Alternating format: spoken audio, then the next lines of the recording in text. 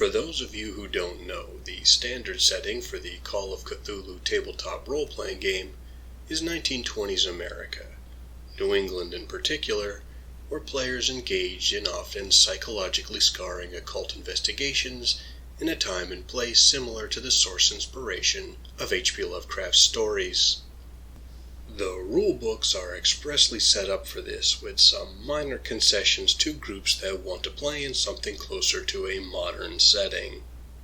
Because horror is bound to no single era, the supplement Cthulhu Through the Ages presents plenty of rules, skills, equipment, and other changes so you can square off against inexplicable terrors beyond human understanding in a variety of different time periods. Wanna combat Mythos cultists in the Roman Empire? Cthulhu Invictus has you covered. Want to answer a papal call to crusade against cosmic horror in Europe's medieval era? Follow the guidelines in Cthulhu Dark Ages. Want a more mannered Victorian take on the mythos? Read up on Cthulhu by Gaslight. Have you always wished Nyarlathotep was in Mad Max? Make your nightmares come true with Cthulhu End Times.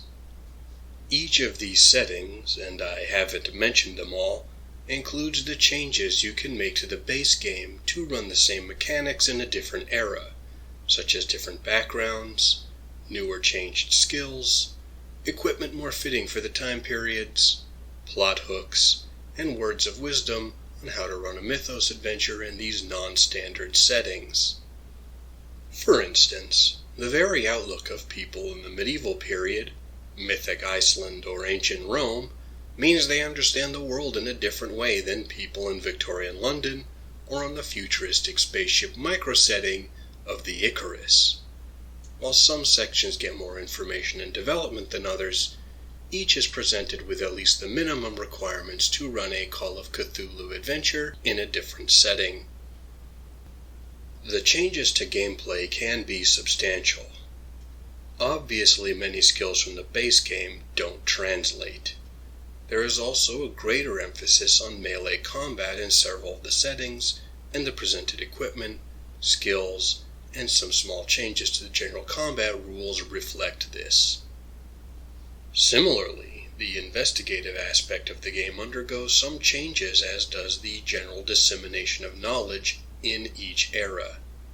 Tips for how to approach this are presented in each section, but it is clear that some settings more than others prioritize action and dangerous exploration. Call of Cthulhu's Sanity mechanic also undergoes some adjustments in various settings, most explicitly in the End Times. Those survivors already have hardened sanity from living in a world where elder horrors bestride the planet and effectively ended the bulk of human civilization. It is also hinted in this book that people living in the Dark Ages or ancient times have a more flexible and elastic understanding of the world and can more easily accommodate eldritch terror.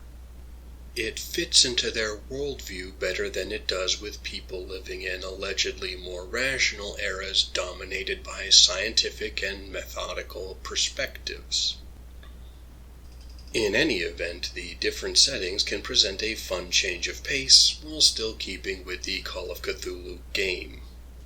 They can be enjoyable palate cleansers between main games, or could present a way to introduce a gaming group to Call of Cthulhu without having to dive headlong into a setting and style that can be unfamiliar to players of other games.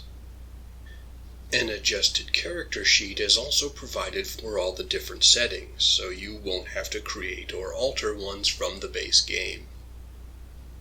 If Cthulhu Through the Ages interests you, then you may also want to look into some of the adventuring and combat guidelines from Pulp Cthulhu.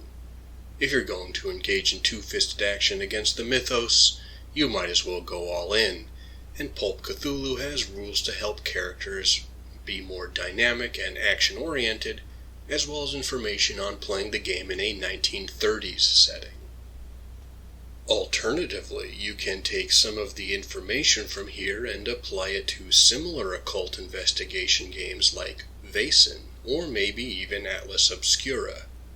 Doing so will take a bit of work, but it might be something to add different flavor to those games as well. Thank you for taking the time to listen to my peculiar notions. If you appreciate this channel and want to support it, you know what to do. You can also take a moment to like, comment, share, or subscribe to the channel of another YouTube creator you enjoy, because that is how you stave off the cosmic horror of the YouTube algorithm in this era. Until next time, play some good games, live, and be well.